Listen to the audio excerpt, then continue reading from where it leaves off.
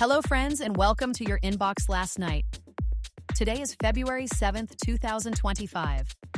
In this episode, we deliver on our promise to break down the ongoing crisis at Treasury and its ripple effects.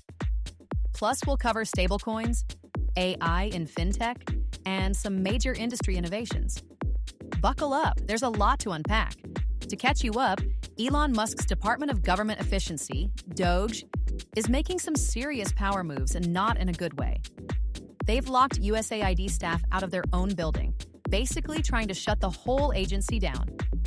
Meanwhile, they cut off over $9.5 million in federal payments to Politico, calling it wasteful spending.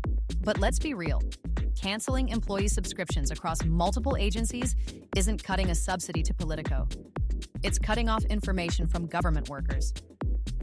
Then there's Marco Elez, one of Elon's top guys who just resigned. Officially, it's because of racist social media posts that resurfaced under a pseudonym that he has deleted according to Elon. But a lot of investigative reporters are saying he left because of the mounting scrutiny on the whole operation. And now the legal battles are heating up.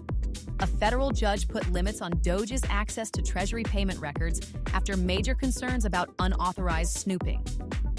Senate Democrats today demand a full investigation into how Musk's team got access in the first place, saying it could put national security and the economy at risk. On top of that, a coalition of 13 Democratic attorneys general is suing to block Doge from getting into federal payment systems, warning that it could mess with programs like Social Security and Medicare. Our resident super sleuth is here with some informed observations. Go ahead, Mr. X. Just one editorial observation. The idea that individual agencies shut off Politico's payments? Not likely.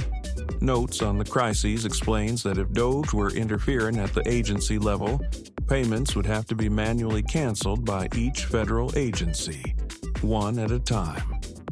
But if Doge is controlling Treasury's payment systems, it could halt multiple funding streams simultaneously. Straight Arrow News confirms that Politico received payments from multiple agencies to get to millions of dollars. Now, if you're paying attention, this means that Treasury was the only place where all those payments could have been stopped at once. And, come on, these payments weren't grants or subsidies, they were subscriptions.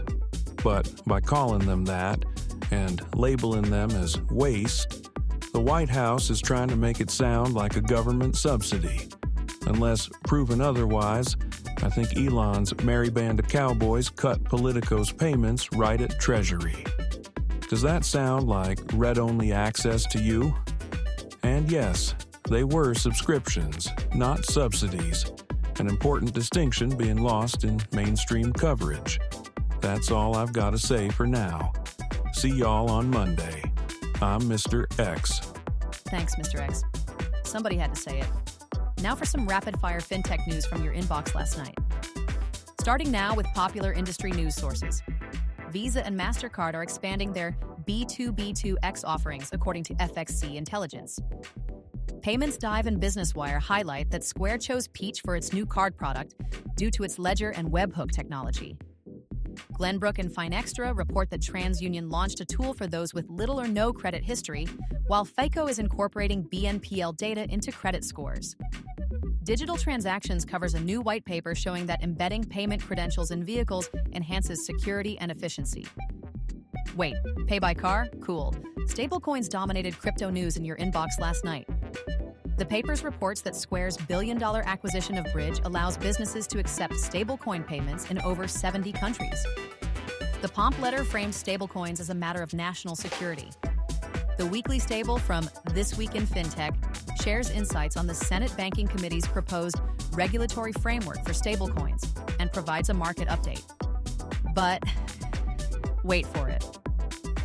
They also got access to the ultimate CEO playbook for stablecoins. Lots of folks looking for that this week. Looking at AI, Superhuman highlights that Google's latest AI release makes in-depth research, agent building, and coding more accessible to everyone. Banking Dive reports that JP Morgan AI leader Darren Alves attributes their success to long-term planning, often preparing 5 to 10 years in advance of AI demands. And in our favorite substacks, Proactive Investors reports that instant payments and A2A transfers are expanding in online gambling. FinTech Finance News confirms that Money 2020 will launch a global awards program in April. Retail Dive reports that Peloton's revenue dropped almost 10% due to loss in connected fitness and equipment subscription revenue. The paper states that TerraPay now enables seamless cross-border transactions at Dubai's airport retail shops. Shoppers can now get instant cross-border service tax-free. I gotta start shopping at the airport more. Well, that's a wrap for today, friends. The Treasury crisis isn't over, so stay tuned as we follow the fallout. If you like this, please share it with a friend. Have a great Super Bowl weekend, and remember, we'll be here Monday to tell you what was in your inbox last night.